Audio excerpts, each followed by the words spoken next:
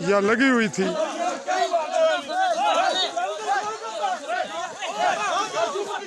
बहुत खौफनाक सूरत,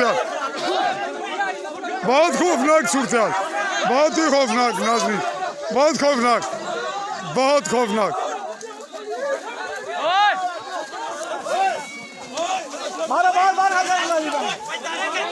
ये बड़े हादसे का इम्कान और तसादम हो गया, और तसादम हो गया, और फायरिंग हो गई, और फायरिंग हो गई, और इस तरफ खौफनाक तसादम,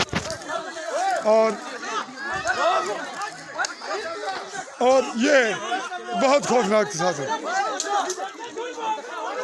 बहुत खौफनाक तसादम,